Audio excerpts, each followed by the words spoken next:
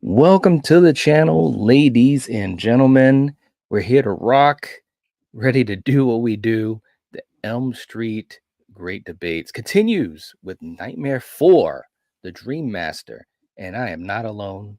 We've got Rachel with me, and also the shape in the shadows. The shape is really in the shadows tonight. What's going on, y'all? How's it going? I'm the shape in the shadows.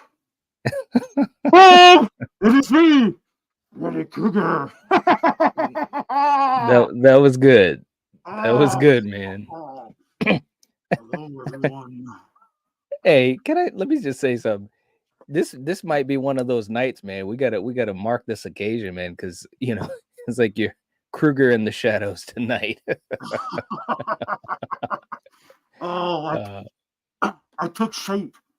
I just basically tied him up, but I think his wife's helping him right now to get loose, but I can stay on for just a little bit. Okay, all right. That's awesome, man.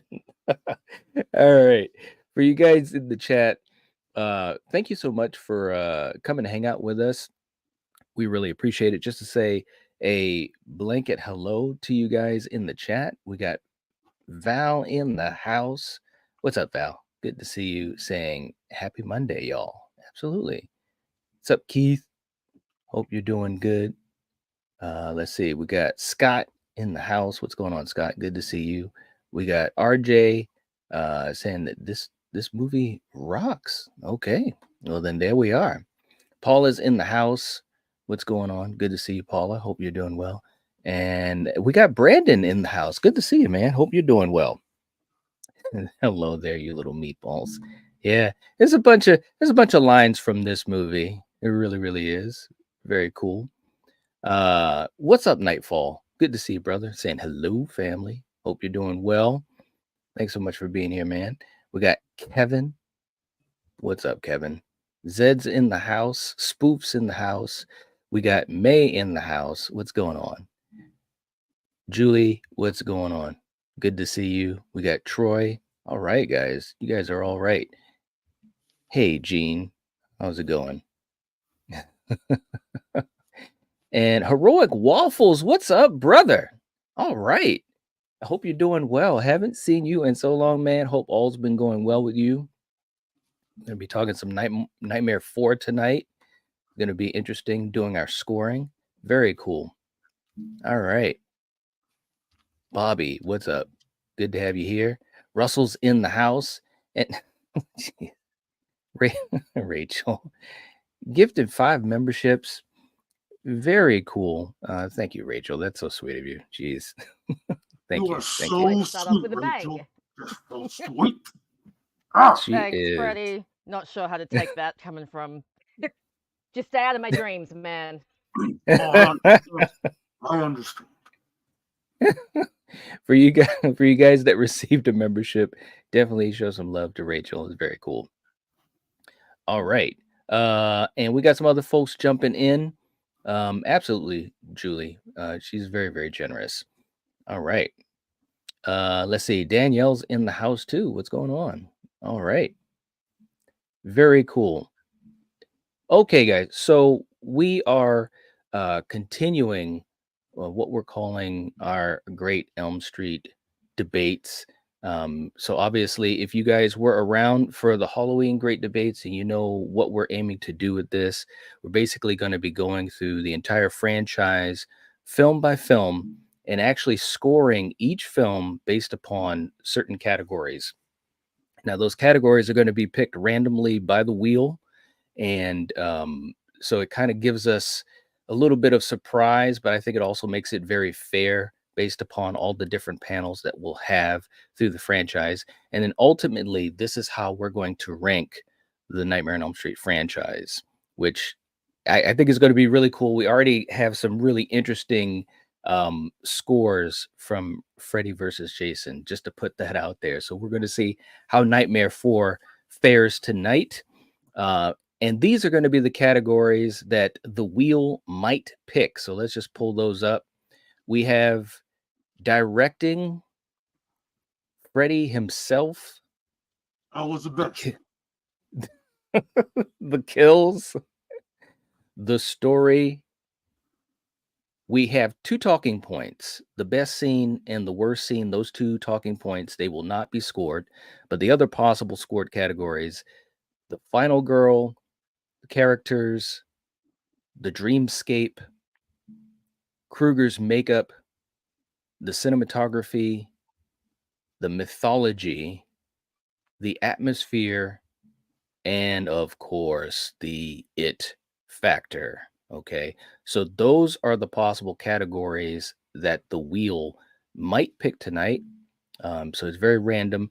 We also are going to have you guys in the chat. If you are a channel member, if you're part of the Movie Fanatics level or higher, you guys can also score. And officially, we're going to take those scores down. We've been doing that in all of the streams. So that way, you guys also have some interaction. And when you do score it, guys, I would just ask, just put it in and a quick comment. That way, it's easy for me to pick it up. I might miss some otherwise. And look, we got health and fitness in the house with Nick. What's up? Good to have you. And Danielle, we have not done the shirt thing yet. I wanted to hold off on that. We've got a whole bunch of stuff going on with the channel, but I'll be talking to you about it. And thank you, Val, for putting in information. If you'd like to continue your membership that you've been gifted generously, then that's what you got to do. Okay. I have a All right. question. I got a question. Sure. Yeah. What do you mean about Freddy's makeup? Well, when we had our Halloween debates, we talked about the mask, right? You know how the mask for Michael has to be right, right? This right here is all pure beauty of natural. Okay. We'll see how that holds up in some of the other sequels because I don't know. Shape just got loose. I gotta go. So hey, I just want to let you guys know you guys are awesome. And hey, I'll see you in Nightmares Night. And hey, Rachel, I'll see you in your nightmares too. Yeah. Bye, everybody. That's too funny, man. Oh my god. All right. So we are going to pull up the he is hilarious, man. I'm going to joke him forever about this one. Like, man, you betrayed Michael. So look, guys, we're going to we're going to put the wheel up and show you guys how we're going to do this, the random spin of the wheel. Okay. There we are. We've got all the categories plus our 2 talking points there. And this is the other thing too. We want to make sure that we explain this. We're going to score these 1 to 5, 1 being the lowest, 5 being the highest that you could give the category. We also have 0.5s. So you can go 1.5, 2.5, 3.5, and 4.5. All right. So let's rock and roll. We got Shape back with us. Hey guys, I just chased him down, man, because like I said, this is the second time he did this to me already. That's right. Hey, look, Eric, you know what's up. He's in the Dream Master, the movie that made Knight afraid to do bench presses. It's so true, man. It's so true. Oh my god, it's hilarious. Hopefully we'll be getting to that as well. No doubt. No doubt. Let's see. Just to catch up to you guys. Everyone jumping in. What's going on? RJ saying sounds like you got plans for the channel. Bro, we got plans for all of next year. It's not even funny. There's so much stuff, not enough time. Okay, so let's start this off. Shape, we're going to start with you to lead the talking point of the category that is picked. Let's see what we get to start this off.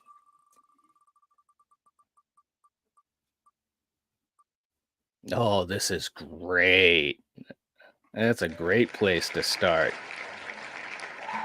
Okay, so when we talk about Nightmare 4 and all the characters in the film, which there's quite a few, to be honest with you. What did you think of the character Shape, and what's the score that you want to give them 1 to 5? When it comes to the characters, I think they did a pretty good job. I just didn't care for when they changed the one from uh, the Dream Warriors. Mm-hmm. When they took her out because basically swap actors. I didn't quite care for that. And also, too, like when it comes to those characters, especially the ones from Dream Warriors, I just wish they had more of, I guess, more of an impact in this film and not Mm-hmm. just basically just die within the first, 15, 20 minutes after the Yeah, movie 20 started. minutes. Yep. So I just didn't quite care for that. On the other characters, they were decent, in a way, I mean, in their own way and stuff. Some of them were kind of just a little bit, I guess kind of like too much in a way as certain characters, especially like Mm-hmm. the karate boy. Like he was just too into Rick. martial arts and stuff and doing all this stuff. And like I said, me as I said, YouTube, well, both of us growing as martial artists, it's like we don't kind of go that full out and kind of way over the top a little bit. So I Right. just I said his character was like okay, but again, I mean overall, I'm gonna give characters. I'll be kind of generous in this one. I'll give characters a 3. Okay, we're gonna go with a 3 for characters. Okay, Rachel, how about you? What'd you think of the characters? Shape is saying, I do think that bringing back the characters from number 3 and then killing them off so quickly was a bit of a mistake. It would have been nice to see them hang around, especially I think Kristen. Like I really thought that Kristen should have maybe made it to, maybe the end of the second act and maybe gone out heroically or trying to save Alice or something, because it did feel like they brought them back and then didn't really do much with them. Right. I know there's a lot of back and forth about why Patricia Arquette didn't come back. I don't Yep. mind the new Kristen. I think she does fine. And again, she's not really given much to work with. I love seeing Kincaid again. Kincaid is one of my favorites from the third one. So him Mm-hmm. coming back is always fun. So the new characters, I actually think they were okay. I mean, Rick has definitely been to the Busta Rhymes school of karate, and he's definitely a little too over the top.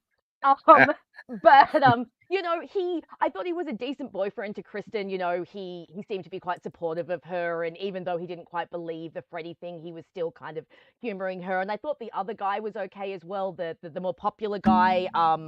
What was his name? Dan, I think it was. Yes, Yeah, Dan. I Dan. thought he was nice as well. And I thought like a couple of the girls had some added layers to them. Like when we first meet Deb with her fantastic 80s hair, she Yep. seems a bit kind of like your typical mean girl, but then she immediately stands up for that shyer girl with asthma as soon as she gets picked on. And I'm like, oh, okay, so you're Yep. not just like the stereotypical mean girl. But yeah, I do think that they definitely could have done a bit more with the original characters. And I also think Alice, and we'll talk a bit more about her if we get to the final girl category. Mm-hmm. I did like her arc, but I still think they could have made it a little bit meatier. But I think Shape is right. I think a 3 is a good score for this, because I do think the characters were decent, but Yeah. they didn't blow me out of the water the way like the Dream Warriors characters did or the original one. So I'll go with a 3 as well. Okay. All right. We got a 3.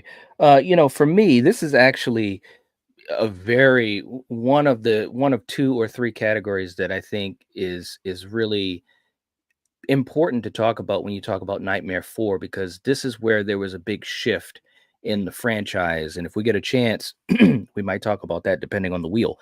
But you guys made great points. I think Rick was okay. I was all right with him as far as being, the boyfriend and also the older brother. It's true Shape. The whole karate angle was way too extra.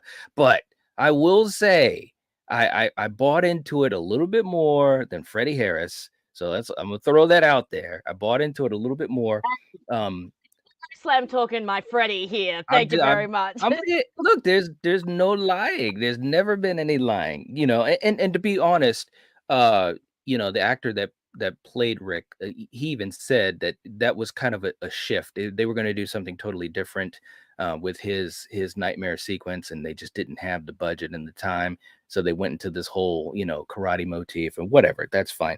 Sheila was all right, but she didn't really have much to do. Although her nightmare scene is a pretty good nightmare scene. But the biggest issue, Tuesday Night was fine as Kristen. She was fine, but I don't think the way that they wrote her or the Dream Warriors, let's just call them the Dream Warriors, I don't think it did anything for the characters at all. And that's not even talking about the fact that they got aced out in the first 25 minutes. And not only that, but it just didn't feel like there were any stakes to it. You know what I'm saying? Like they just got taken out. I mean, obviously Kincaid's nightmare was a pretty good one and pretty iconic for the film, but it was just they were so wasted. I've said it before in other videos. I think it's probably one of the biggest one of I won't say the biggest, but one of the biggest mistakes they've made in the franchise because it totally undermines Dream Warriors. But that might be another story. Um, with that being said, I think Deb was pretty good too. That being said, I agree with you guys. I think that there were some okay moments. There were some moments that weren't great, and I will go with a 3 as well for characters. All right. So we got 3s across the board. Let's see what you guys are saying in the chat. I'll try to catch up to as many of you guys as I can. What's up, Jerry? Good to see you. All right. Officially, and we've got Val coming in characters of 3. I didn't care for Kristen in this one. I liked Rick and Alice, but not a lot of character development. Yeah, I mean, I agree with that. I think that, and Val, we're going to put you down officially. I think Alice obviously was a bright spot in the film, her arc. It was cool to see an arc like that because I did not expect her to become who she became. So that was cool to see. Troy saying characters 3, my man Kincaid won't allow me to go any lower. Okay, man. We got you down for 3. I like that. Brandon saying characters are 4 to me. Really like these guys. Okay. Julie is going with a 2.5. I struggle with the characters. All right. In most of the Elm Street movies. Okay. So we got a 2.5 from you, Julie. May is saying a 3 is good. All right, May. And Nightfall's coming in with a 2.5. Ooh. All right. You guys are really getting down to the brass tacks of it. All right. Paula is going with a 4. Okay. And let's see. We got D in the house. What's going on? Good to see you, man. Hope you're doing well. And Elm Street's Last Brat. There we go. Now we're in the house. Sharp for Good to this have you, one. man. Yeah, there you go. Good to have you. Saying loved Alice, Sheila, Kristen's mother, characters of 4. I was obsessed with this film. Well, there were a lot of people.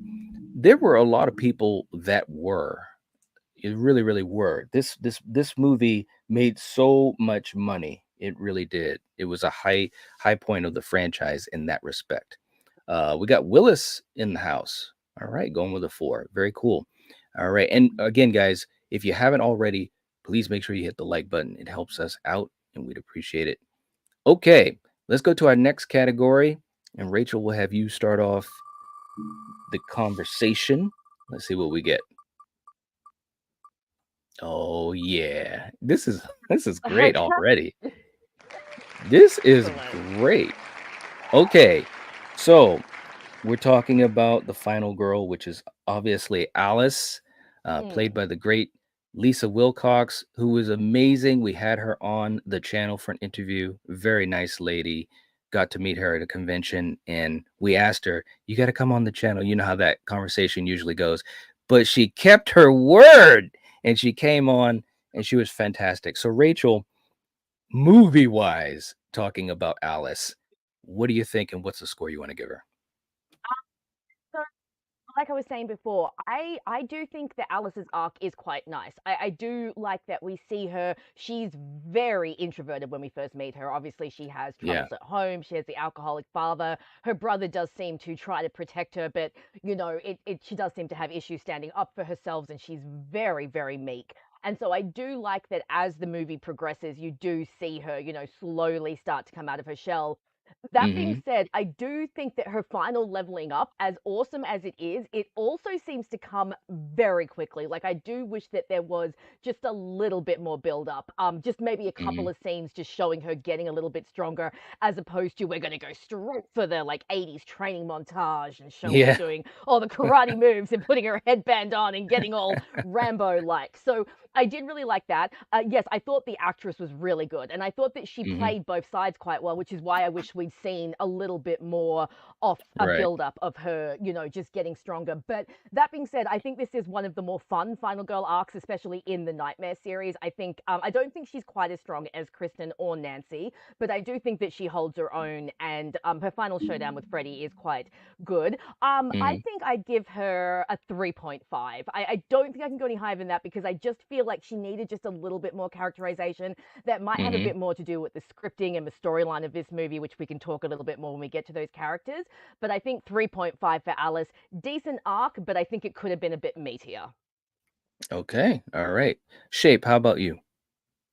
Yeah, I agree with her too on that one because I said because with her character development, um, like I said, it seemed like it was kind of too rushed. I mean, again, like for her, like understanding her powers and everything else. I mean, it doesn't kind of come very.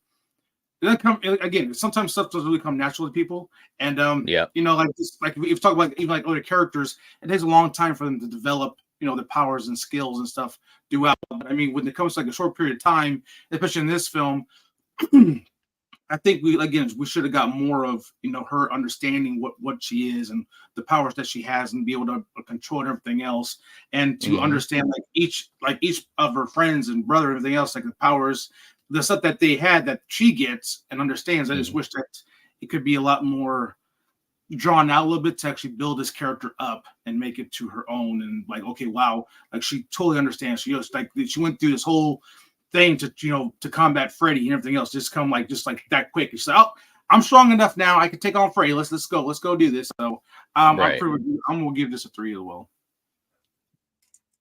So you're going with a 3 or 3.5? I'll go 3. A 3. Oh, okay. All right. Um, for me, again, there's a lot of different angles to this because of the fact that it's a handoff film, right? You go into it and you're assuming that Kristen's going to be the final girl.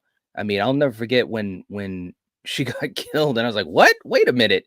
They they killed the Dream Warriors. What are we doing in the first half hour? They're all gone, aced." And so then you have Alice, and it's kind of like, okay, well, that's kind of interesting.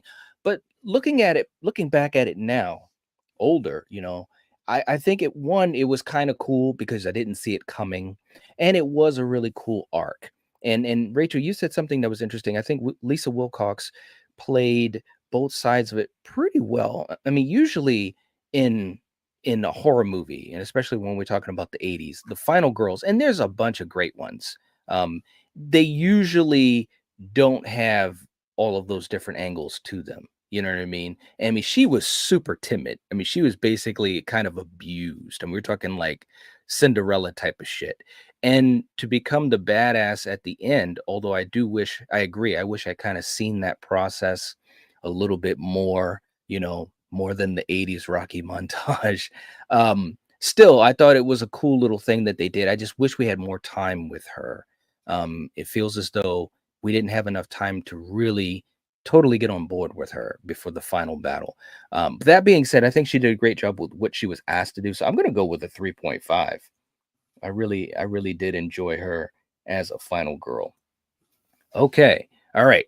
So let's go to the chat. Now, again, for you guys, we're not going to get to everyone's comment or score, but if you are a Movie Fanatics channel member or higher, we will take your score officially as part of the score that we're going to have for Nightmare 4. So if you're not a channel member or if you're not at the Movie Fanatics level, we can just hit the join button next to the subscribe button, or May or Julie or Val, if you guys could put the link in the chat, that'd be great, because I know everyone's got a score, but we're not taking all the scores. We're taking scores from the second tier and above.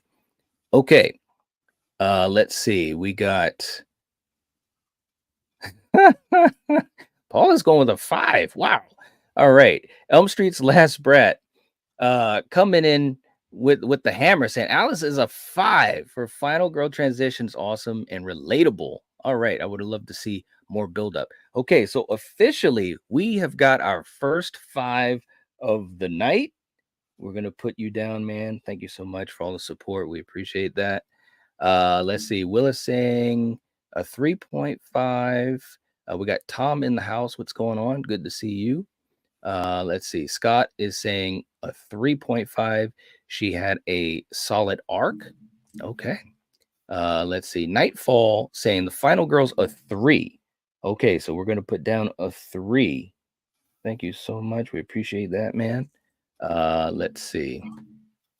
Troy coming in with official score saying Alice is a 4, loved her, but she's not the 5-star final girl of the franchise. Okay. All right. We've got you down too, man. We got Nightfall coming in with a super chat. Thank you so much, man. We appreciate that. Very, very cool. Saying just to say thank you from one night to another. Thanks, man. We appreciate that. You're all right. Thanks, man. Julie saying we're at 29 likes. So again, if you haven't hit the like button, please do. We appreciate it. And we got the links for Shape and Rachel's channel. Very, very cool. Thank you guys for putting that in the chat. We also have that in the description. We've got the link if you'd like to become a channel member and you can help us score all of these films. You just click the link. Very, very cool. Okay, let's go to our next category. Let's see what we get. We'll take Final Girl off. Here we go. And I'll be leading this category. Oh, okay. All right. All right. Cinematography. You know, the thing about Nightmare 4 and Rennie Harlan, he's a very visual director, and you can see that in this film. There's definitely an enhancement, even from Dream Warriors, which obviously at that point was just so visual, you know. But I think that with 4, what was cool about what they chose to do behind the camera, they really accentuated just the world, you know, just different camera shots, different ways that they were making the environment seem alive. I thought they did a fantastic job. It's a really good looking Elm Street film. Actually, it's a standout in my opinion, and especially back in the day, it was just like, wow, we had never seen some of these things. So for me, for cinematography, I'm going to actually go with a 4. I'm going to go with a 4. Shape, how about you, man? Yeah, I think cinematography was pretty good in this film. In a way, it did kind of felt like, in my opinion, anyways, it felt like Nightmare on Elm Street 3, the Dream Warriors. So the look of it, especially certain aspects in the film, they kind of mirror each other. Yeah. From, like, in my opinion, from Nightmare 3, and like I said, the overall look of it. I mean, even like the colors and stuff too, especially in the Dream World where Freddy's always at. You got the reds, the greens, the different types of shade of colors, whatever, and some of the brightness too that has that, like it feels like that kind of like that dungeon type look in in a way, all the Nightmare films. So I think they actually kind of kept that too in a way in this film. So I'm gonna give it a 4 as well. Okay. All right. So we got a 4 from Shape. Rachel, how about you? Cinematography as you guys seem to be. I think the film looked fine, but for me, there were some sequences that I don't know, they just didn't work that well. Like, for example, there was one right at the like towards the beginning where Kincaid is having his dream in the junkyard, and there's this really long pan away out to show you how big the junkyard has gotten. But then instead of zooming back in or doing like a cool transition, it just cuts straight back to Kincaid at the junkyard, and all of a sudden Freddy is with him, and like you literally have no idea where he came from. That was odd. I remember when they were doing the waterbed scene, like some of the angles there, I was like, okay, I feel like this is not the optimal way you could have filmed this. And then again, when they had the invisible karate Freddy scene, I just felt like some of the choices there were really odd, and for me were kind of taking me out of the experience. That being said, I think the rest of the film was fine. I do agree that some of the visuals were really fun, and when Shape mentioned some of the colors, I agree with that. Some of the coloring in this film, I think, was really well done and really added to that kind of surreal effect that you want when you're doing a Freddy film, so you don't know when the dreamscape has begun and when the real world is. But there just were a few little off things for me that just, I don't know, didn't quite work. That being said, I didn't think it was terrible. There's definitely been worse filmed movies in this franchise. So I think I'll go with a 3.5 for cinematography. It was okay, it was decent, but there were a few things that did bring it down for me. Okay. All right. Let's see. We got Scott going with a 4. Let's see. Brandon saying outside of the nightmare sequences, cinematography feels washed out. In the Dream Master, I'll give it a 3 point. We are not doing 0.7s. Come on, guys, make it easy. Only 0.5s, man, for real. Nightfall saying cinematography of 4. I love the way this movie looks, the scenery, and also the pacing. Okay, so we're gonna put you down for a 4. Thank you so much for scoring it correctly. Elm Street saying he's going with a 4. Okay, so we're gonna put that down for a 4. Very, very cool. Let's see. Willis saying a 3.5 for me. Okay. All right. And hey, Thomas, good to see you. Okay. Let's go back to the wheel. Let's see what we get next. Shape, you'll be starting this one off. All right. Let's see what we get. Oh, oh, did it go? It actually did. Okay. All right. Best scene. Okay, so this will not be a scored category. This is just a talking point. So, Shape, real quick, tell me, what do you think is the best scene in the film for you?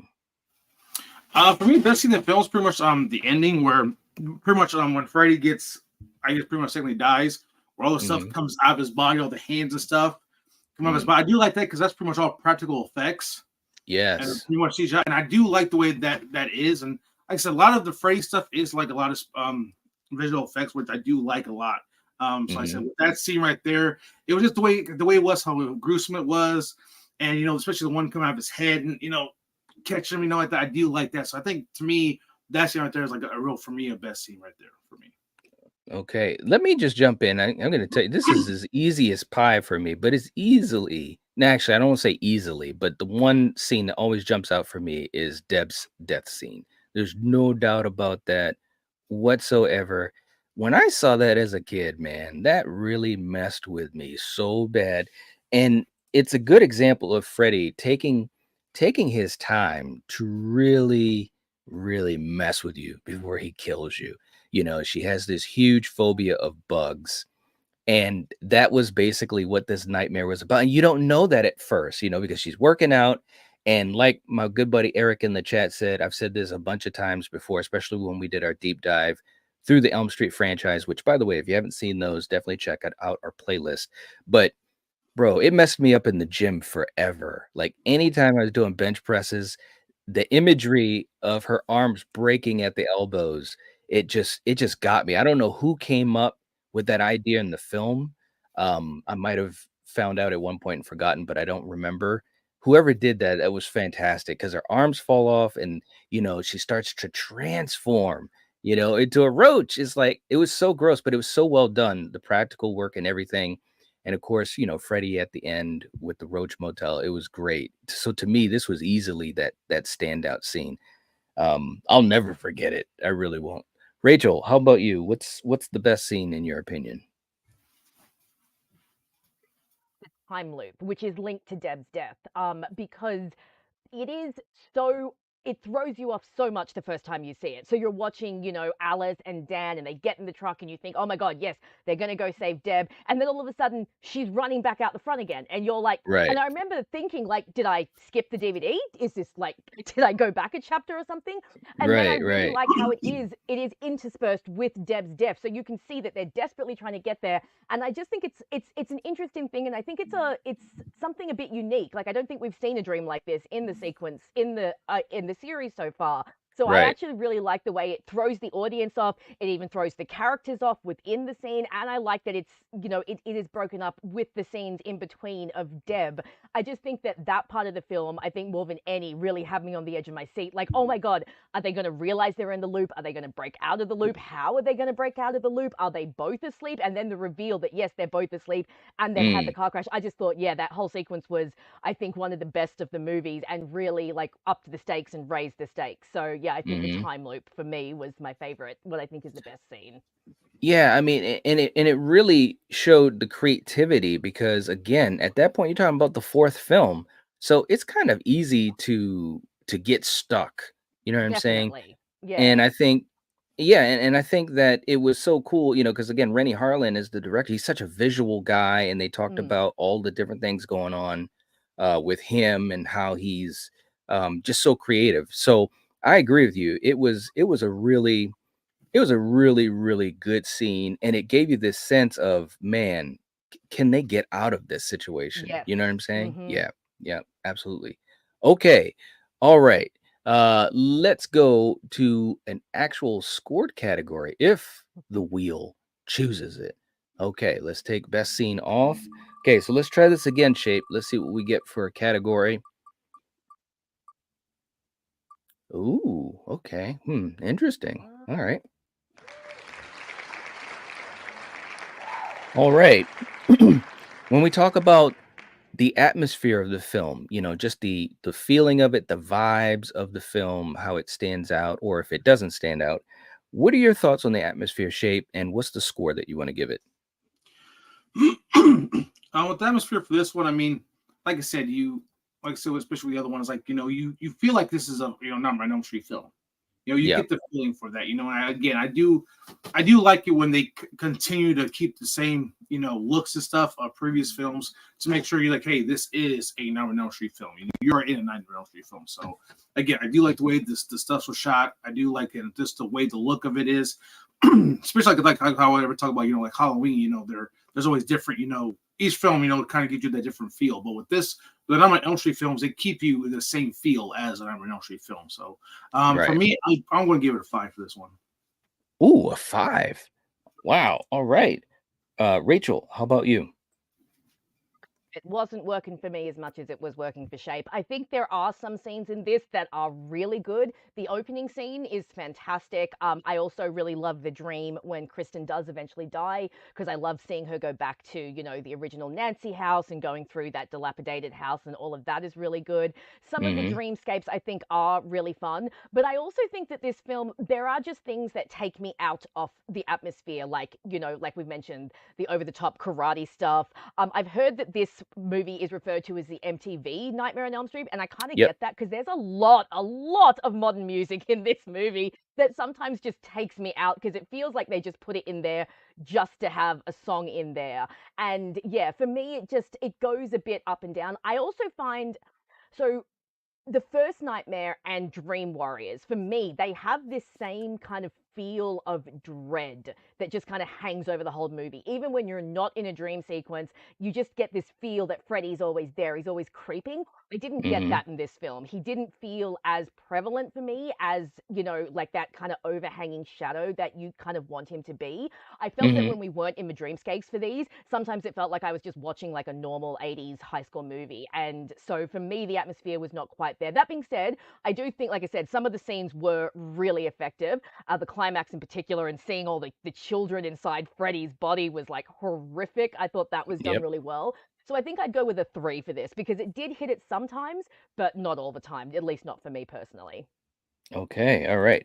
For me, I think that again, this is a film, and again, if you guys have not seen Never Sleep Again, it's a fantastic Elm Street documentary. It's the best. When I talk about documentaries, Never Sleep Again and Crystal Lake Memories, they're just fantastic. You're talking about hours of great Freddy material and Jason material with Crystal Lake Memories. But they talked about some of these things in the documentary about how they were really not that, well, yeah, they were rushing this film, man. I mean, Dream Warriors was so successful, and then you're coming out, I believe, all said and done, it was just under a year that Nightmare 4 came out in theaters. So that just tells you, from the concept to actual release in the theater, that's just a crazy turnaround.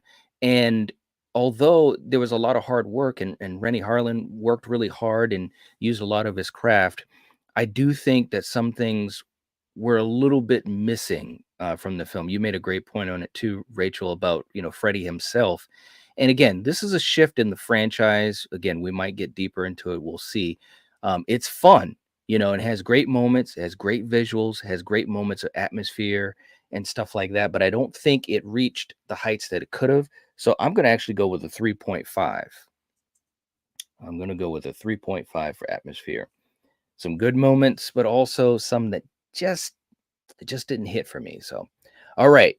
Let's go into the chat. We got Catherine in the chat. What's going on, Catherine? Good to see you. Hope you're doing well. We got Dude in the chat.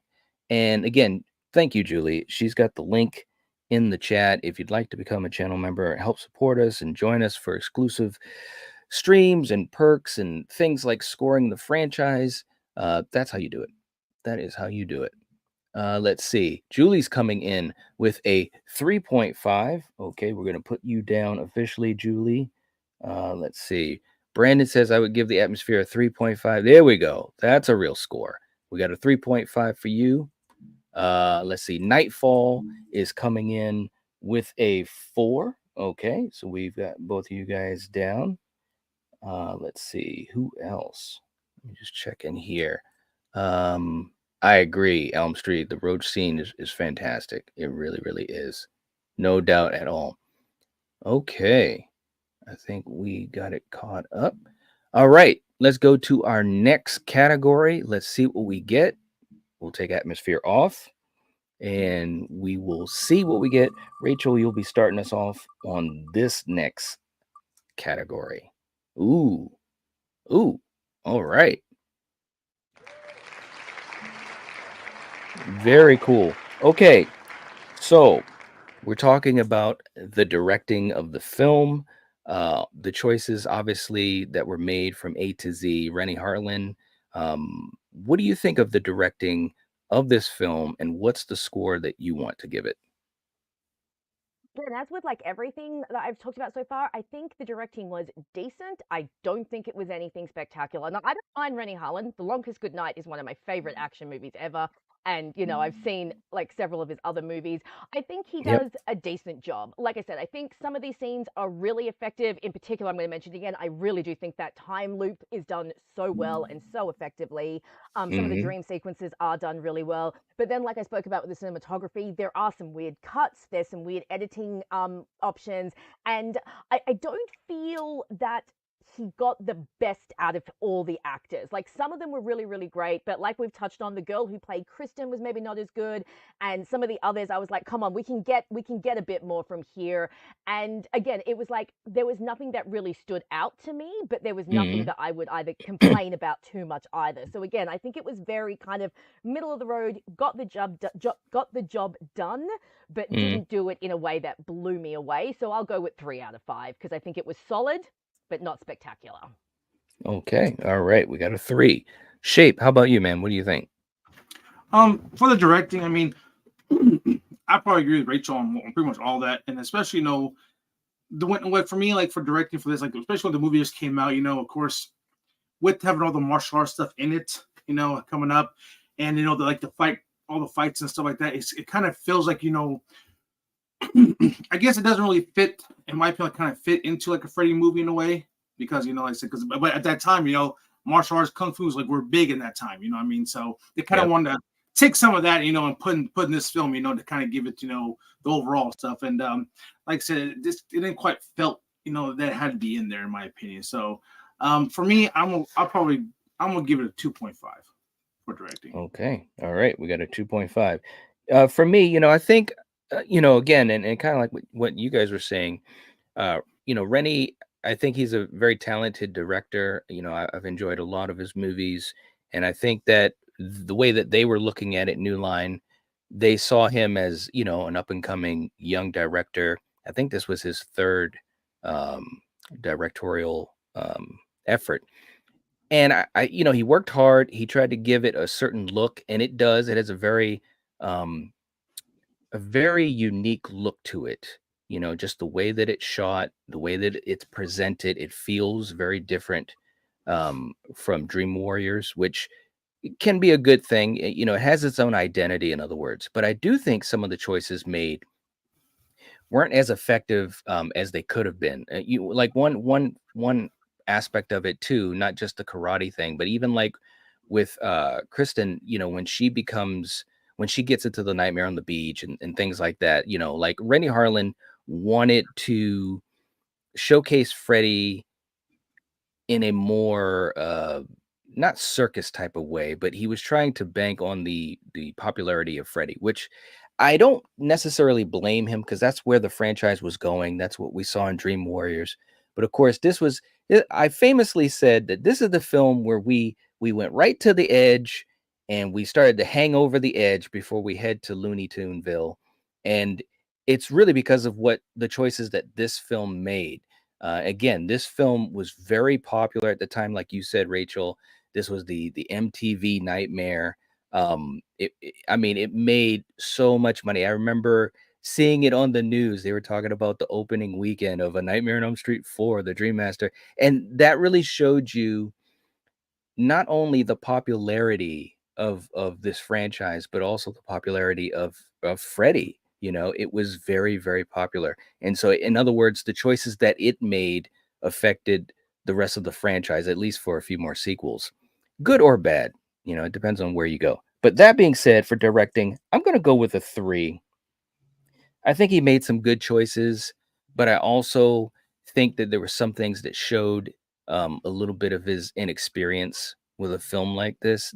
This type of film, when you really get down to it, there's multiple things going on, and that's why Wes was so good at it because you're talking about fantastical elements, but you're also talking about it's a character movie as well. Like you got to get invested in these characters because the biggest thing about the movie is the nightmares of the characters. So how are you going to give a crap about the nightmares if you don't if you don't know the characters, if the characters aren't somewhat fully formed? And I think that that's where Rennie kind of fell down on a little bit. So I'm going with a 3. Okay, let's see what you guys got going on in the chat. Let's see. Um, Thanks, Julie, for all of the links. We appreciate that. Let's see. Elm Street. Hey, we got Ginger Ninja in the house. What's going on? Good to see you, man. Scott's going with a 3.5. Thank you, Scott.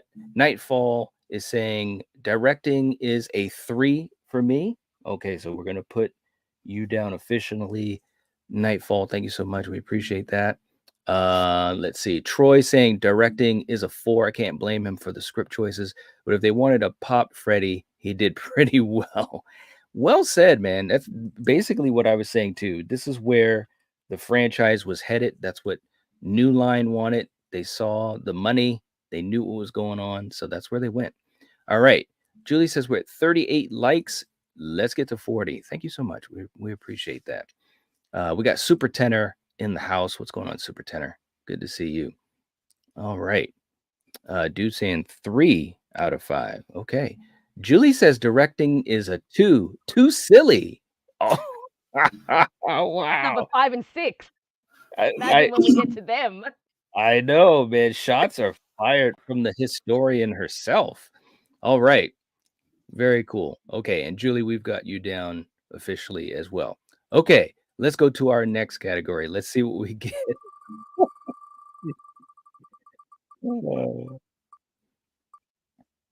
Ooh. Oh, stay there. Okay. All right. Now, let me just let me just explain something too. The other thing that is fun about this is that the wheel is randomly picking these categories. Some of these categories can be a strong point for these movies, and some could be a really bad moment. So I think at the end of the day, when we go through all the films, just like the Halloween franchise, I think it evens up everything. Now, for the Krueger makeup in this film, and I think it's very similar to what we saw in 3 in Dream Warriors, there's not a lot of difference. That being said, just speaking about 4, I think this is great makeup. I think this is fantastic makeup. At the end of the day, I don't know if it's my favorite of the franchise. That's a discussion for another day or maybe in one of the other streams that we'll have. But this is great makeup, and it's when I think of Freddy Krueger, this is the look that usually jumps out at me first, and it's probably the most popular look of all the merchandise, posters, figures, all of those different types of things. And I think they actually nailed it. And just like in Halloween, I got to give these guys credit for nailing it because you've got to have the look right. You've got to. Just like with Halloween, you've got to have a good mask. So I want to give these guys a hell of a lot of credit. I'm going to go with a 5. I'm going to go with a 5 and just throw it out there. Shape, what do you think about the makeup in this film? I think Mick was pretty good in this one. I mean, from coming from three, I think three was probably in my opinion, the best looking Freddy. So when it comes to this one, man, they still kind of nailed it. He looks good. He looks like Freddy. But coming from after part three, I mean, I'm gonna give this a 4.5. Okay, we got a 4.5.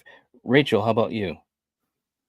Yeah, I think this Freddy looks pretty good. I mean, when I was watching this just yesterday, I wasn't, getting any kind of like when he comes on screen, I wasn't thinking, oh, the makeup's bad. He looks good. I agree with Shape that he doesn't look quite as good as Dream Warriors, and he's definitely not up there with my favorite Freddy, which I will save my 5 for when we do that battle. But I think I'll give him a 4 because yeah, I think it was working. It didn't look like I think the most important thing with Freddy is that it doesn't look like he's wearing makeup. It looks like that's Right. just him. And that's what I feel in this movie. I'm like, yeah, that's just Freddy, his scars, his hand. It doesn't look like someone's actually applied makeup to him. But like I said, because I do actually have a more favorite look of his in from another movie, I'll give this one a Mhm. 4 and save my 5 for that one. Okay. All right. Real quick in the chat, Nightfall says the makeup is a 5. Oh, Okay. nice. We're gonna put you down officially for a 5. We got another 5 in there. All right. Thomas saying number 4 does have a great look. It sure does. Ginger Ninja coming in. Thank you so much, man. Saying Freddy's looks good in this one. Plus the shades are awesome. He's going with a 4. Okay, man. We're gonna put you down officially as well. Again, thank you guys for chiming in and helping us with the scoring. Um, let's see. Troy coming in officially saying the makeup's a 5. He's been scarier, but much like part 3, it looks fantastic now that he's fully out of the shadows. That's a great point, and that's one thing I forgot to say too. The reason why I gave it a 5 as well is because he's so out of the shadows. Like this could have been a huge recipe for disaster. I mean, it could have gone sideways quick. But in this film, you see him, I mean, dead on so many times. It's almost like he's like, I don't want, I'm going to give you a nightmare, but it's not going to happen at nighttime. I'm going to be out in the sun with my shades. I'm going to be right in front of you with a light right above our head. So I think that it also showed that they weren't scared to show him. And although like Troy said, he's been scarier, especially when he is in the shadow.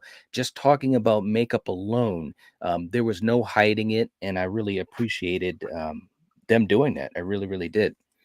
Okay, let's see. Hey, we got Sarah in the chat. Okay, good to have you here, Sarah. Hope you're doing well. Scott saying the Freddy makeup is a 4. It's not my favorite, but it is really good in this one. Okay. Let's see. Dude saying it's better than 5 and 6. Okay. Very, very cool. All right. Let's go to our next category. Let's see what we get. Shape, you'll be starting this off. Ooh, there we go. This could be interesting for this film. Okay. All right. So for those who haven't been following us in this series, the it factor, when we talk about the it factor, we're talking about the entertainment of the film, how much you enjoy it overall, and also things like the rewatchability of the film. These are all different parts of what we call the it factor. Shape, that being said, what are your thoughts on the overall entertainment of this film for the it factor, and what's the score you want to give it? I mean, with everything that we pretty much already talked about with this film, some of the good, some of the bad. I mean, it is an entertainment film to watch. I mean, you got some funny lines from Freddy. Kills Hmm. are always going to be great. And I mean, again, you got some of the characters, that are, okay, and then you got some characters that we wish that were in the film a little bit longer than what they were. But I mean, overall, you get the film Number on Street, and again, I mean, for me, is the one that I'm going to watch like continuously, or hey, like I want to watch this one. No, I mean, of course, I'll pick 1, 2, 3. I mean, I love Freddy's Dead. I mean, if people don't like that, I mean, I enjoyed that one. I thought that was pretty good. But I Hmm. mean, but at the same time, if I want to watch them all of them at the same time, of course, watching Freddy's Dead. But if someone like me, I'm going to pick out. Oh, I need to watch Nightmare 4 and put it in. It's not going to be that way. It's kind of for me. It's kind of like a once in a while type movie. If I want to kind of watch it. I mean, if I had a choice to pick this one or Nightmare 3, I'm going to pick Nightmare 3. So for me personally, I'm gonna just give this a 3 in a way. Okay. All right. Rachel, how about you? Enjoyable. I mean, it's definitely better than some of the others. Like, I would definitely watch this over Freddy's Revenge. But there are for me with this franchise, 1, 3, and New Nightmare. They're my it factor ones. Like, they're the ones that I will rewatch continuously. Whereas the others are all kind of like, if I'm in the mood or if I want to watch the whole franchise. With this one, I think there are some fun parts. I think there are some atmospheric parts. Freddy hasn't quite gone to stupidity levels. He's not on the broom at this point, not quoting Yep. Wizard of Oz. We haven't quite gotten to that level, but we are starting to get near the line. There are some Yeah, moments we in this are. movie where it's like, yeah, it's feeling more silly than scary, and it's starting to lose that a little bit for me. So I think the it factor for this one, I'd go with a 2.5. It's not fantastic, it's not terrible, but it's definitely not one of the ones that I rewatch a lot. But I would definitely put it up over some of the others in this franchise. So Okay. 2.5 for me. All right. Now, before I go into mine, I'm going to jump in here real quick. Nightfall says the it factor is going to be a 4. Okay. So we're going to go officially with you, Nightfall. Your score goes down. Again, if you guys would like to help score officially, just make sure you're on our second tier or higher, and we will take down your score officially. Brandon saying the it factor is a 5. Wow. I Wow. love this one. Okay. Wow. Okay. We got you, man. Very, very cool. Let's see. Let's see. Scott's going with a 3.5. Dude says a 3 out of 5. Paula says a 5. All right. Let's see. Troy saying since it factor isn't the overall grade of the movie, it's a 5. Okay. Wow. We got some 5s in there. It's interesting. Okay, so I'm going to tell you what I think. This film, here's the thing about this film. Again, it was very popular, and it came out at a time when the slasher craze, was starting to wind down a little bit in general. Obviously, the 3 major franchises were still doing what they do. You got to remember, this is 1988. Freddy was pretty much getting at his peak at this point. I mean, merchandise, MTV, commercials, 1-800 numbers. It was ridiculous. I mean, he was everywhere. I mean, Robert smiled more than he killed people as this character at this point. That being said, Nightmare 4 to me, especially watching it now, I think that it has a lot of great things going for it. It's got some fun moments. I think that there was creativity to it as well. But I do think that overall, when you look at it, it has a certain level of, it is very kid like in a way. When you compare it to the original. The original is a film that I can watch today as an adult, and I'm getting a lot of great things out of it. You know what I'm saying? It still holds weight.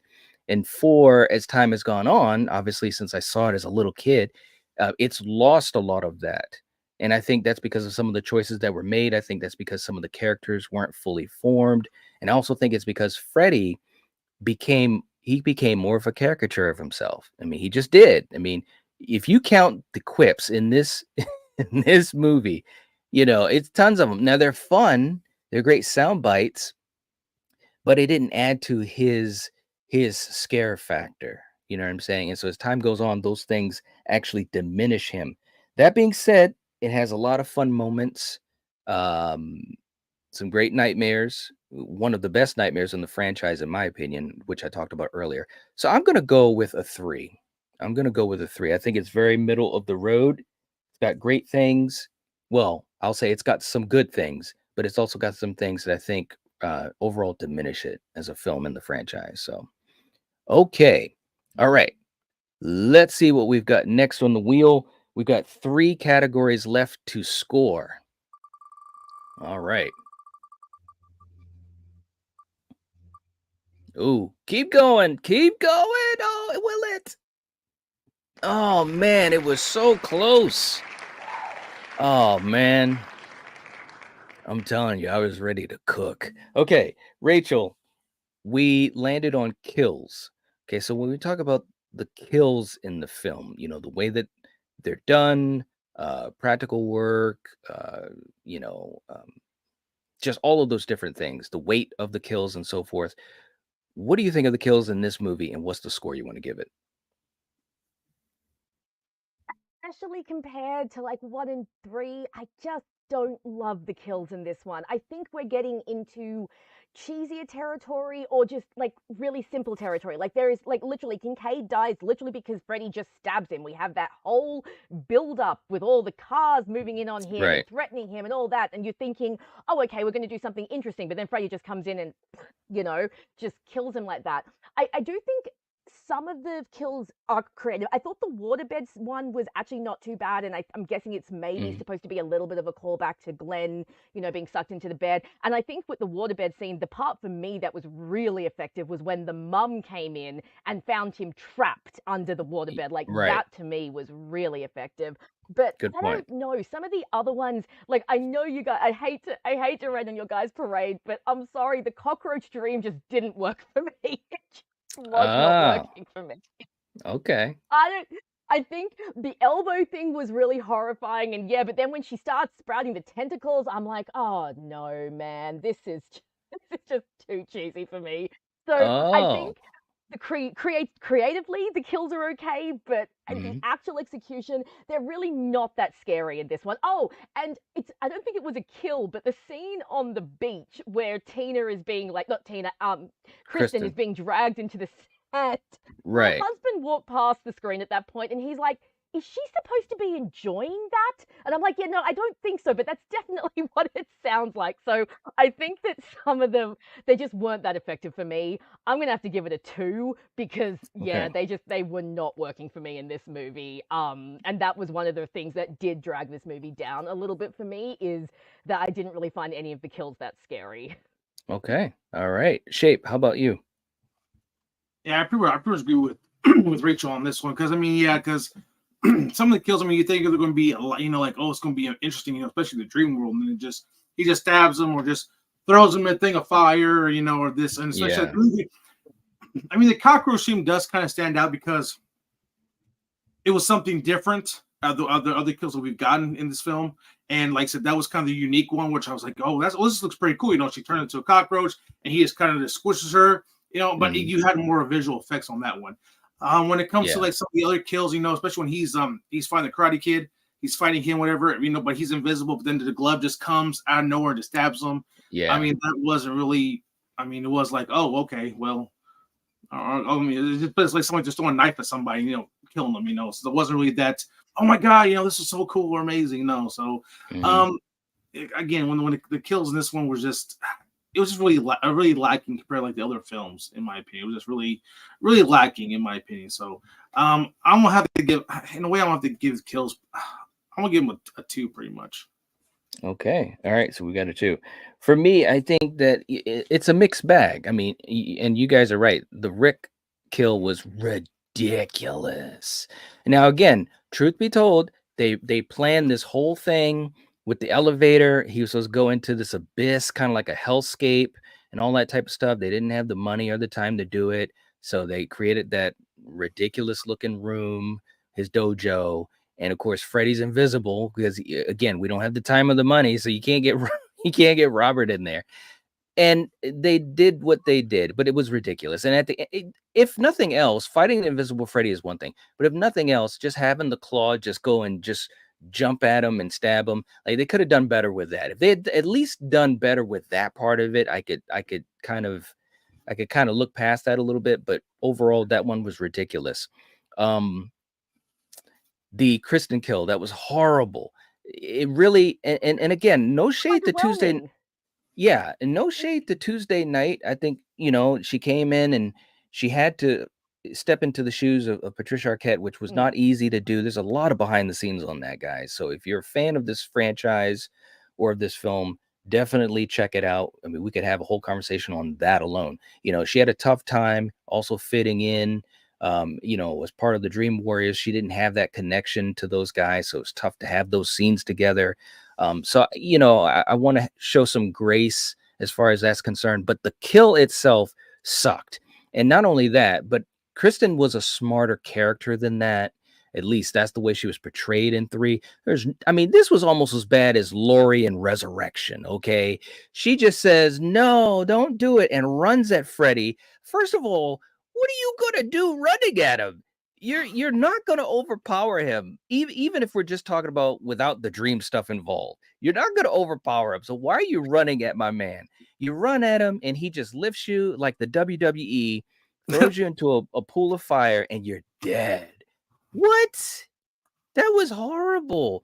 I don't, and Rachel, I know you're not a fan of the Kincaid kill, and I definitely understand that. It was kind of jarring at the end, but it was such a cool setup, and yeah, his was so awesome visually up until the stab. The waterbed for Joey, I thought that was really cool. But overall, I think the kills were lacking. I'm not gonna go as as harsh as you guys on it though. Actually, let me just think about that. I I'll go with a 2.5. I'll go with a 2.5. I was gonna go with a 3, but I'll go with a 2.5 because they did Kristen dirty and also the Rick thing. It was horrible. I don't know what they were thinking, man. 2.5. Okay, let's see. Let's see what these guys in the chat are saying. Scott said 3 for the kills. The cockroach kill was cool, but most of the kills were a little disappointing. Don't get me started on Rick versus the amazing Invisible Krueger. There you go. Troy is coming in officially. We got a 4. So let me just put that down for us. We got a 4. I think you have to include the buildup as well. Well, when we talk kills, it could be any of that, depending on the person's viewpoint. For me, yeah, I do think of some of that, but the kills itself, if someone is just thinking of the actual kill, I think that's fine. Paul is going with a 5. Wow. Okay. Nightfall's coming in officially. We're going to take that down as a 3. Okay. All right. Very, very cool. Let's see. Willis saying a 3. Okay. All right. Let's go to our next category, see what we get. We came so close to, I think, a really interesting one.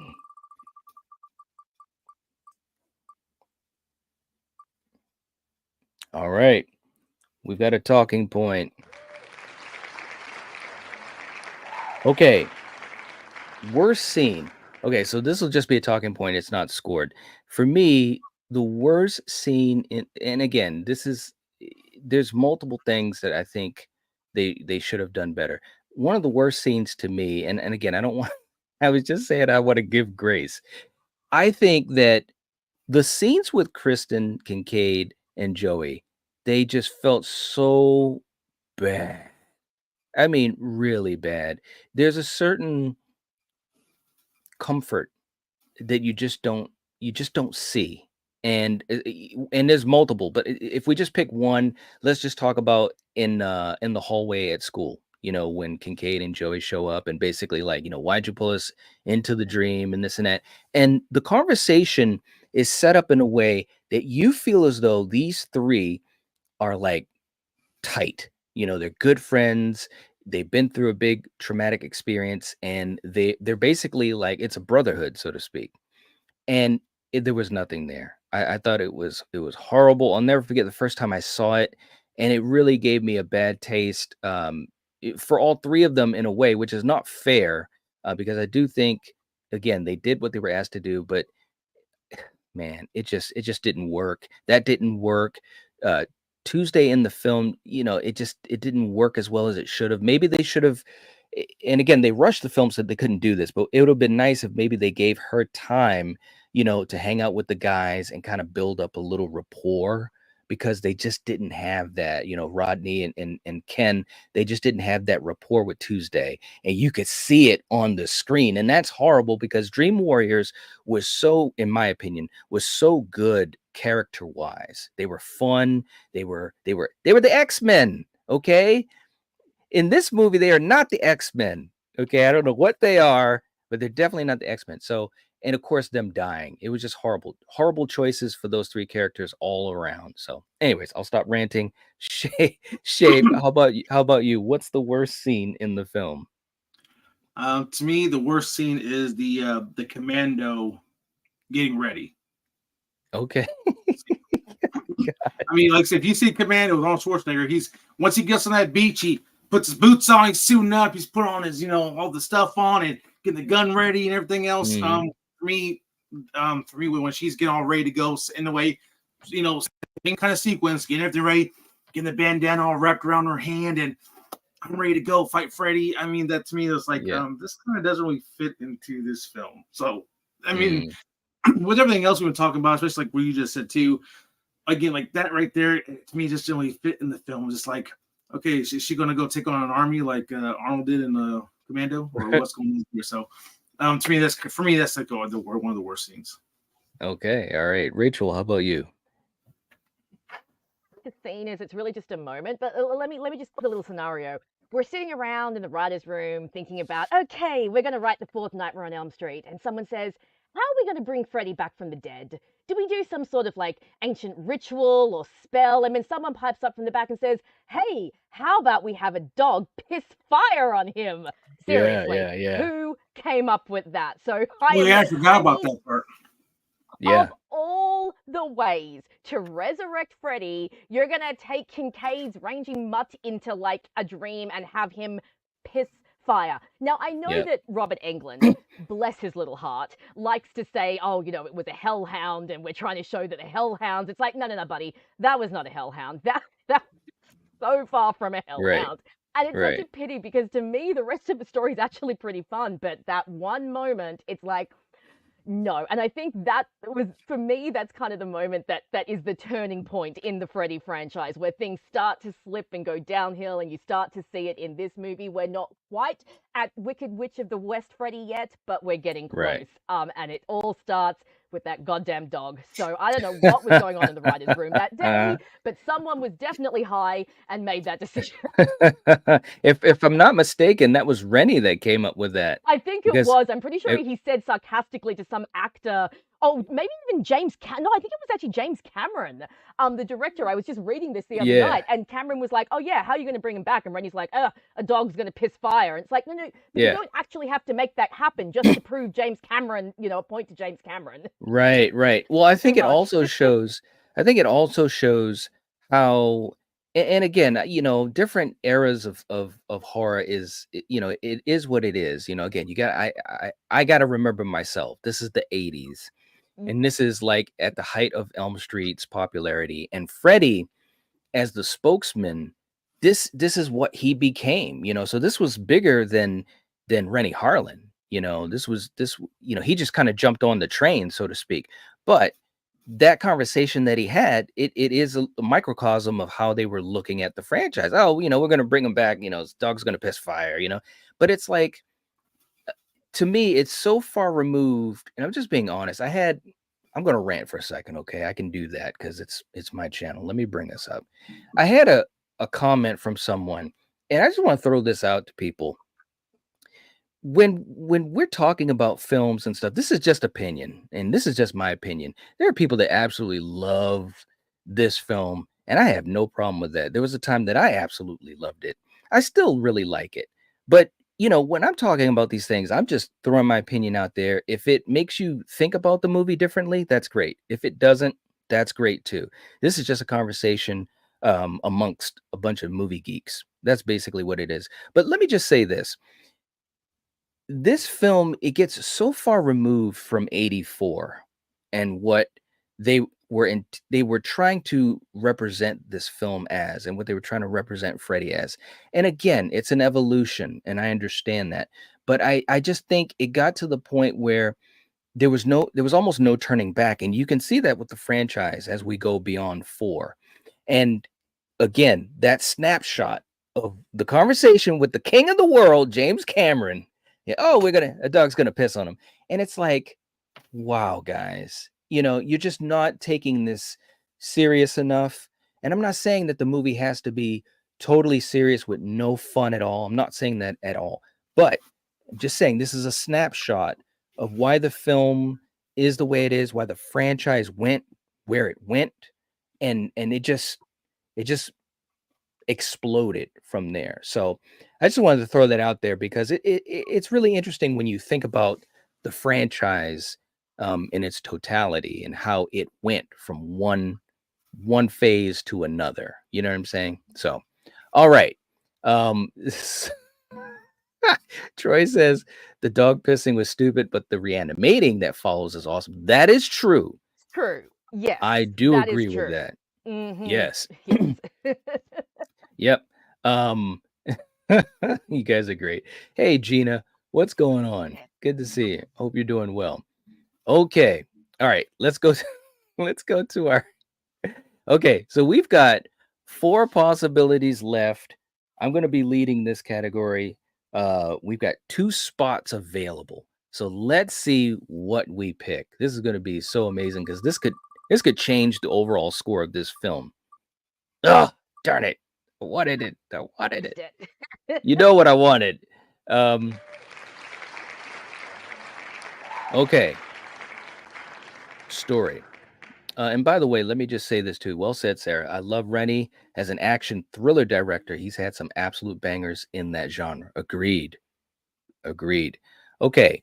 So when we talk about story, um, again, man, this thing is a roller coaster. The choices that were made.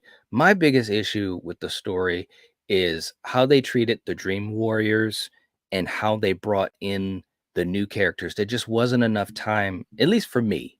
I'm just saying for me, okay? For me to get totally on board with everyone. Obviously, Alice gets the lion's share and she needs to. She's the final girl, but even she didn't get enough time to really um, get a sense of who she was and to get invested in her like Nancy was in the original, or even Kristen in Dream Warriors. And that's crazy because Dream Warriors had 1,000 people in it. So this is a question of story. This is a question of choices made. They just didn't balance it out the right way. And again, when you kill off the Dream Warriors in the first half hour so unceremoniously, I think that was a huge mistake. It undermines it doesn't make me love Dream Warriors any less, but I think it undermines the great story that it had and the fantastic finale. I mean, those guys were on top of they were the X-Men. They were on top of the world. This movie throws them down in the mud and rubs their faces in it. So I'm a little salty about the story because I just think that it could have been a lot. The story could have matched some of the awesome visuals and cinematography, but it didn't. It didn't get to that level. So for story, I'm going to go with a 2.5. All right, Rachel, how about you? What do you think?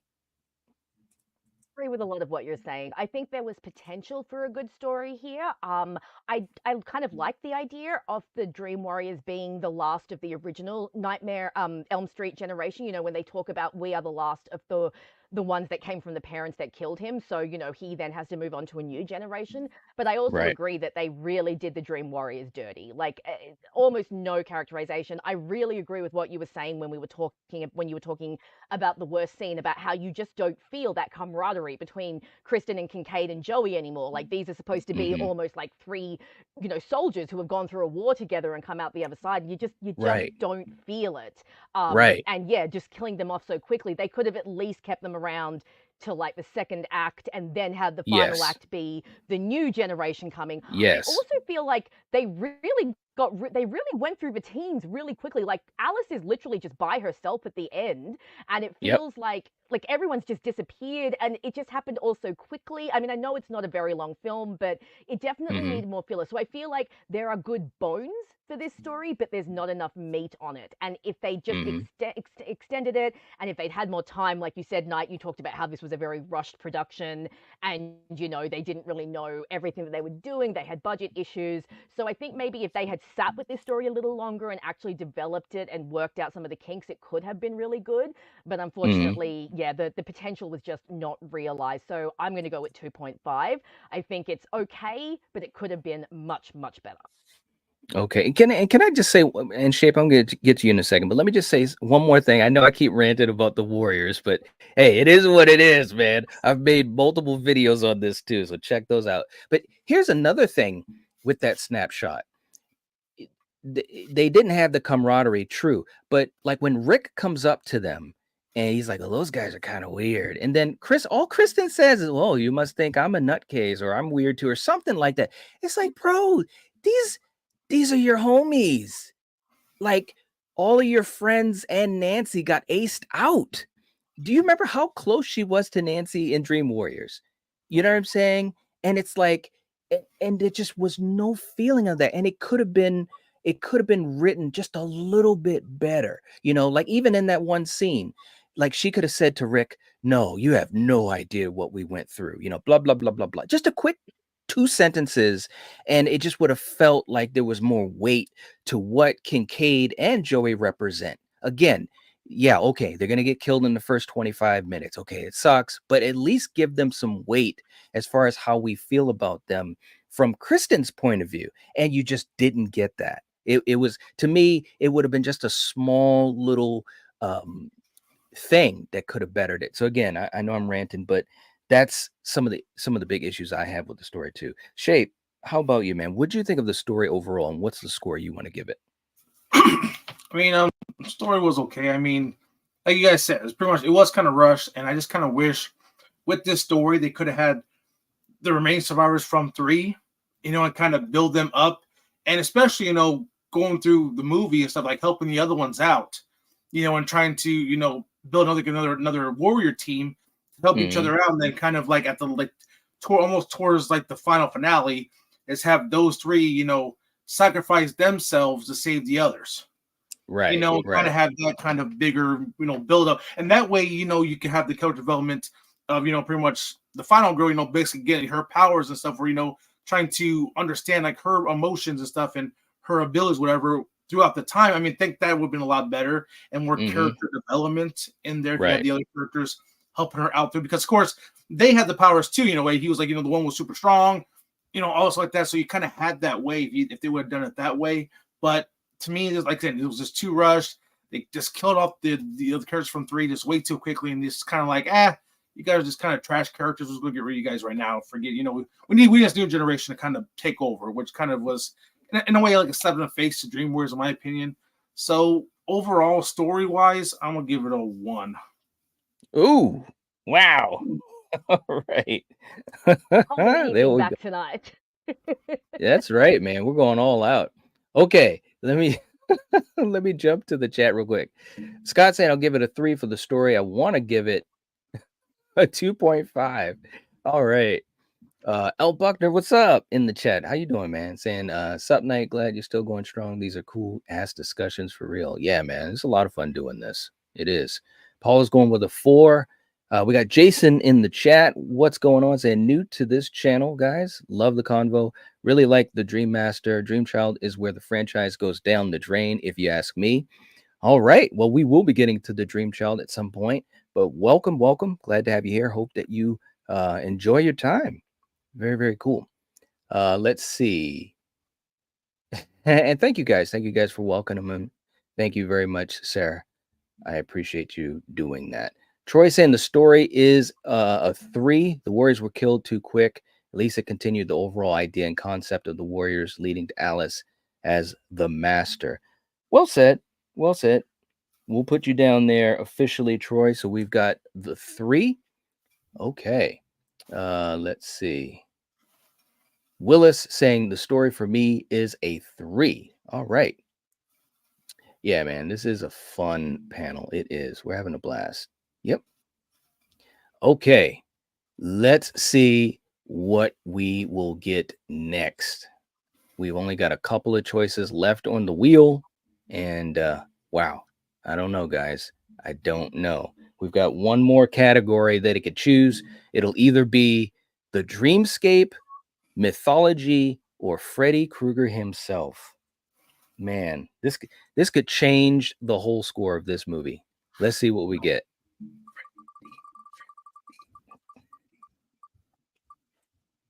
There it is. There it is. I'm so lucky. Wow. All right. So let's see what this does for the score of Nightmare 4. Shape, we're going to start with you. Freddy Krueger. When we talk about Freddy Krueger in this movie, okay, in this movie, what are your thoughts on him, the way he was portrayed, what he did, and what's the score that you're ultimately going to give him? Shape 1 to 5. When it comes to Freddy in this one, he's more. I want to see he's becoming more comedic, like more funnier, more like ha he, especially the one liners and stuff he does, and Mm-hmm. he in a way he's starting to feel more like lighthearted, like he's in a way to me he's starting to feel like makes like the hero in a way, because he's kind of Yeah. getting that funny moments with him, and he's that comedy relief character. He's pretty much he's like the villain, the hero, the comedy relief guy. He's the one character is like stands out a little bit. He's pretty much all of it in this film, and I think Right. this is where it fully starts to where taking the scariness of Freddy and making him more comedy and more just like more funnier, and just kind of it's just basically overall when it comes to the rest of the film is just basically like him just being this this lovable funny guy, and not scary anymore. So again, I do like the way Robert Englund portrays Freddy overall, but for this one here, I won't give it a 3.5 because I do like the funniness of him, especially from the other films. He starts to become funny, which I do kind of like that because I mean, I'm guessing like it's just basically his character being developed over time in the films, Yep. and I'm guessing he may want start becoming that more funny way guy, I guess. So yeah, I'll give it 3.5. Okay. All right. Rachel, how about you? Is always fantastic. Like, I mean, he is Freddy, and again, he's giving it his all in this one. But like what Shape said, he starts to become comedic in this one. He starts to become more slapstick Freddy, much less scary. I think bringing him out into the full light sometimes like diminishes him a little bit. For me personally, and I know that some people like Funny Freddy, and I totally get that. Yeah. And again, because Robert Englund is so charismatic in the role, and he does bring that sass and spunk, it can be fun. But me personally, I prefer In the Shadows Freddy. I prefer Freddy from the first one, who's cutting his own fingers off and making his arms grow. And I like it when he's more demonic. So for me, even though I always enjoy Robert Englund, even though I always enjoy the performance, this Freddy is less impactful, and he's not scary. Like, I didn't find him scary in this one really at all. Like Shape said, he's more like the comedic main character in this one. So I'll give him a 3 because he's Freddy. He's still Freddy. He's always fantastic, but he just doesn't bring that menace for me in this one, and he doesn't bring that fear that you kind of want from Freddy. So 3 out of 5 for me. Okay. Yeah, again, guys, and I've said it many times. We're at the edge of the cliff right now. We're hanging over. That's what we're doing. We're almost off. We're barely like a pinky. We're hanging on before we head to Looney Tunesville, which is fine. There are a lot of people that love it, and look, the movies proved it by their popularity to a certain degree. But I also think that it started to diminish the character and what the franchise was and what it could be. You guys said it really well. I mean, this is Robert Englund. And he's an absolute living legend, and I always on this channel I always try to pay respects to a lot of these legends. We've had so many over the years, and a lot of them that are not with us anymore. And meeting Robert Englund was such an amazing thing. He's just fantastic. And this is just where the franchise went. Love it or hate it. That being said, I agree, Rachel. I think Freddy is at his best when he is in the shadows, when he is, that psycho killer, when he has that edge to him. And you can throw in a couple of quips here and there and have some fun with it, And Dream Warriors is the greatest example of that. I think that was To the say that, yes. balance. Absolutely, yes. Because you That have like the "Welcome to Primetime, bitch," which is a great yes, line, but doesn't diminish yes. his scariness. Yes. Right. Exactly. See, that's a great example, and I don't want to rant too much, but that's a great example of how he can be dark and Mhm. and still scary to a degree, but still have fun in the line. And of course, it's awesome that he actually improvised that line that was not in the script. But that's a Great. yeah, but that's a great example of how he can be dark and still have his little fun. Let Robert use his charisma, which is again the strength of Freddy too. Now, this is what separates Freddy from the other villains. All that being said, all the ranting being done, I just think that there were moments where maybe it was the choice of the script. I think there were times when the dialogue from Freddy or whatever, it didn't really serve him as a horror villain, as far as scary, you know what I mean? Like at the beach, it just that could have been done totally different. You could still have been on the beach, but it could have been scarier. You could still showcase him, let him do his laugh and all that. So, anyways, I'm ranting. It's Robert Englund, though, at the end of the day, and I thought he did a great job with what they asked to do. So I'm gonna go with a 3. I'm gonna go with a 3. Okay, guys, let's see what we have in the chat. See if we have any official scores in the chat, and this will be the last scores that we have for Nightmare on Elm Street for the Dream Master. Very cool. Let's see. Hey, not JPEG is in the house. What's going on? Good to see you. Hope you're doing well. And Sarah, you're right. They're trying to make Freddy the star instead of the slasher, and they make some weird choices. Absolutely, I agree. I agree. L. Buckner said England moved the character based on what was logical, based on the trajectory the writers and directors set for him, for better and for worse. Well said. Exactly. That's what I was thinking too. Scott saying Freddy himself is a solid 4.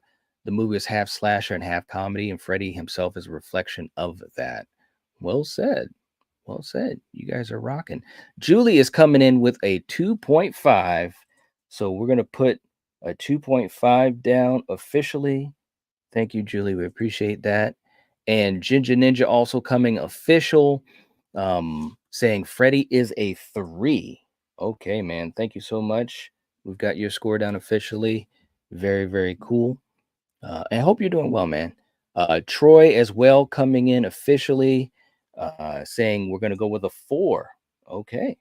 So we've got a 4 down for Freddy. And I think that is it for our official scores. Again, guys, we're taking official scores from our members from the second tier and above. Again, if you'd like to join in for any of these streams and actually help score it, just hit the join button next to the subscribe button. And Brandon saying I give him a 5. Wow. Okay. All right. And we've got you down, man. All right. Very cool. All right. So we have it scored. We went through 10 categories and we also went through the talking points as well for the best and worst scene. But we scored the characters, the final girl, the cinematography, the atmosphere, the directing, Krueger's makeup, the it factor, the kills, the story, and Freddy Krueger himself. All right. Very cool, man. Wow. And we only had the dreamscape and the mythology left. I think dreamscape could have been interesting to talk about. All right. And Julie, thank you for putting the link in the chat. We appreciate that. And that's also a link you can click if you'd like to become a channel member and join us and help support the channel and get exclusive access to streams and also perks like scoring the great debates. All right. Very cool. Again, guys, this was a lot of fun. And Shape, Rachel, thank you guys for joining the panel. Always a pleasure to have you guys on here. Thanks And for having us. yeah, no, this was fun, man. I mean, when we go through these films in this type of structure, I think it's really interesting, because most films, or at least the films that I've been doing here on the channel, it's an interesting discussion and there's some good things and there might be some things that are a little bit challenging that you can criticize. And I think this is a good example of that. Nightmare 4, has some fantastic things, but also has some things that kind of made you say, wait a minute, what? What are they doing? How are you going to kill the Dream Warriors off like that? It's With our horrible. awesome karate moves. Yes. Although, again, I'm just saying is a little bit better than you know who. Just saying. Just being Just honest. hating on my man Busta Rhymes. Hey man, Getting Busta the Rhymes respect he deserves. Busta Rhymes was an amazing part of that movie, man. I really love Busta Rhymes. All right, look, for you guys, let's do it. Here we go. Trick or treat, motherfucker. Oh, you. There we go. It's my man, the legend, right there. The Hey, only that animated right there, contender, Michael Myers. that right there was the best line in that whole film. I think that's the best line in the franchise. So Come we got on, the man. looking a little Yeah. crispy there, huh, Mike? Huh? Yes. Yes. Um, I don't even know what to say, but I will say he was definitely memorable. And let me say another thing too. And we're ending up here, guys. But another rant because and you guys know how it is. You guys get comments too on your work, but it's funny because at least for me, and I'm just talking about how I do things here, but I can have fun with all of this stuff. When I crack on Freddie Harris, of course I'm cracking on him. And I'm being honest, but I can have fun with it. I can still watch that movie and enjoy it and see the good in it, and there is good in it. But I think folks need to realize, especially if it's something that you talk about and you have fun with it. Like if I didn't like it, like if I truly hated it, you guys wouldn't see clips of that. Exactly. We would not Exactly. we would not be talking about Busta Rhymes, but I can have fun with it, even if I have some issues with it. You know what I'm saying? So, anyways, for you guys in the chat, thank you so much. We appreciate all of you guys hanging out, and we've got a lot of fun stuff lined up for the rest of the week. So definitely keep your eyes out. Make sure you guys check out and subscribe to Shave's channel as well as Rachel's. We got the links in the chat. We got the links in the description and all that good stuff. And we will catch you guys next time. And as always, if you're watching this, if you're listening to this, you are the Night Watch. Peace. All right.